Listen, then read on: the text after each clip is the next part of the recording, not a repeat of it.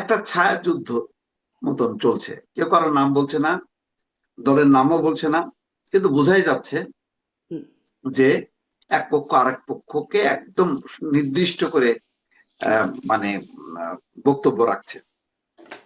পার্থক্যটা হলো এই যে ধরেন এই মুহূর্তে যদি আহ আগের হাসিনার দল থাকতো আর এখনকার খালেদার দল থাকতো, তাহলে আমরা নামগুলি শুনতে পারতাম। হুম, শেখ হাসিনা মুখ দিয়ে অসংখ্যবার শুনতাম, অপর পক্ষে তারাও ত্যক্ত বিরক্ত হয়ে ওই বিএনপির নাম বলতো।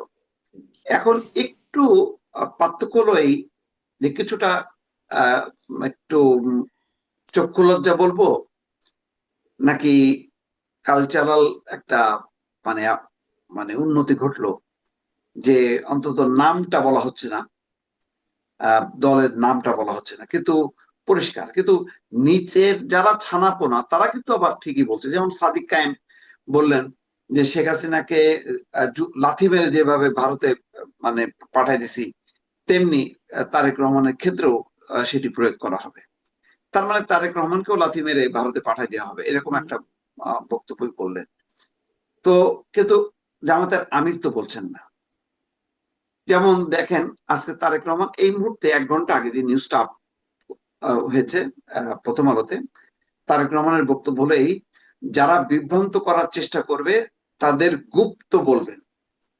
হুম, একেবারে গুপ্ত কথাটা এত বেশি, আগে স্বাধীনতা বিরোধী বলা হতো, এখন ওখান থেকে আর একটা যুক্ত হলো গুপ্ত।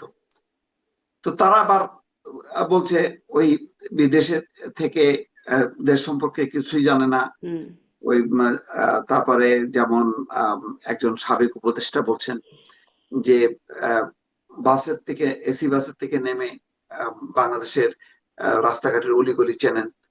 কিন্তু যেদিন বলছেন ওই দিন দেখা যাচ্ছে যে তারেক রহমানের ওই রকম বাসের অনুকূলে আরেকটা বাস নেমে গেল। তো মোটামুটি দুইটারই আদল একই রকম। এখন তারপরেও চলতেছে। এখন তাদেরকে দুর্নীতিবাজ, চাঁদাবাজ বলছে। তারাও বলছে যদি চাঁদাবাজ হয়ে থাকে তাহলে জামাতের 2 জন মন্ত্রী ক্যাবিনেটে ছিল কেন? তারা বলতেছে অন্তত আহ 3টা মন্ত্রণালয়তে কোনো দুর্নীতি হয়নি। এরকম মানে সব বিচ্ছিন্ন কথাবার্তা, এগুলির আসলে আহ কোনো অর্থ বহন করে না। যেমন ধরেন, বিএনপির সবচেয়ে বড় সমালোচনা কি? আপনি এতদিন তাহলে তাদেরকে আন্দোলনের সঙ্গী করলেন, জোট সঙ্গী করলেন, সরকার সঙ্গী করলেন, এখন স্বাধীনতা মুক্তিযুদ্ধ বিরোধী বলছেন কেন? এটা যেমন প্রশ্ন। আবার জামাতেরও প্রশ্ন যে আপনারা কিভাবে একসঙ্গে আন্দোলন করে মানে কোলে পিঠে, মানে বিএনপির কোলে পিঠে মানুষ হয়ে এখন আবার বিএনপির বিরোধিতা করছেন কোন মুখে? এটা তো আপনাদের মানায় না। আপনাদের কারণে তো তারা স্বাধীনতা মুক্তিযুদ্ধের এই কথাগুলো এখন যেভাবে বলছে সেভাবে বলেনি। তাহলে এক ধরনের প্রোটেকশন দিয়েছে, দুধ কলা দিয়ে। তাহলে কি সাপ পুষলো বিএনপি এতদিন? হুম, এখন ছোবল মারছে?